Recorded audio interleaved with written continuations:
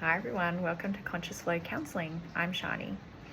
So this one's been requested and it is, why do we self-abandon? So when we self-abandon, we're abandoning our own needs, our own wants, our own desires in order to remain connected to someone else. This might look like being in a relationship and not addressing issues in that relationship. We don't want to address the issue because we don't want to lose connection to that person. We'd rather just suck it up, push it down, and keep on going. We don't want to lose this person, so we just keep going. However, when we're self-abandoning, we're just pushing it down. We're not actually dealing with it. So it can come back 20 years later in a marriage or a relationship and be a massive issue because there's just so much resentment.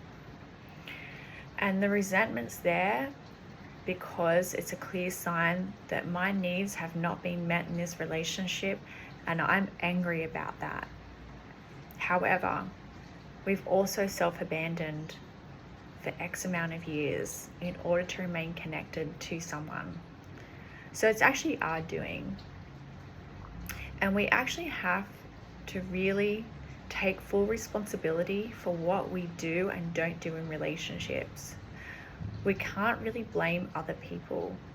Yes, they can take responsibility for their side of the relationship and what they've done in the relationship, but we really have to take responsibility for the fact that we've allowed something to continue, that we've chosen to stay in something at our own detriment. And we also have to take responsibility for how we feel.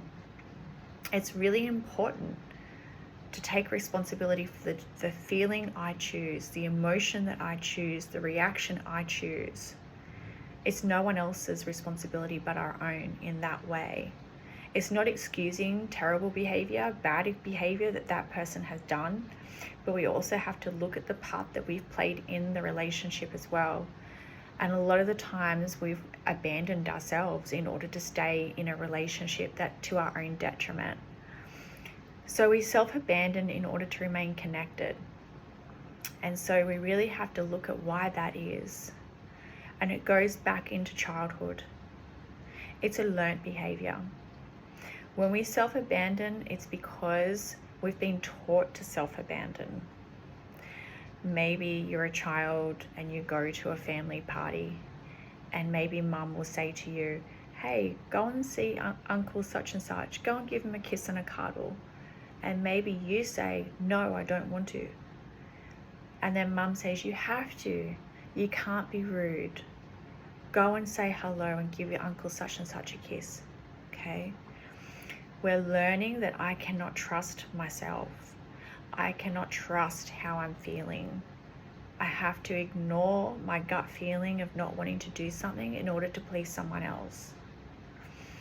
And so when we're growing up as children, we're continuously told, no, you can't do that.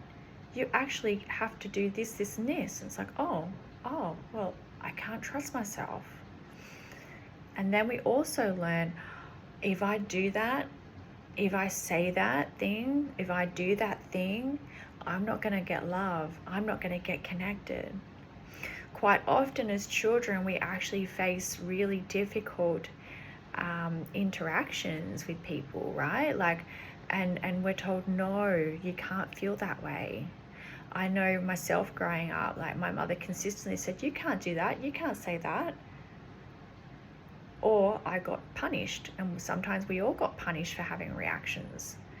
Maybe we got punished if we were sad. Maybe we got punished when we were angry, and we got a clear lesson. I'm not going to get loved if I feel this way. I'm not going to be connected if I feel this way. So we start to self-abandon. And the problem with self-abandonment is we slowly lose ourselves over time, piece by piece. We lose who we are, and then we get to 40, 50, 60, and it's like, I don't know who I am anymore.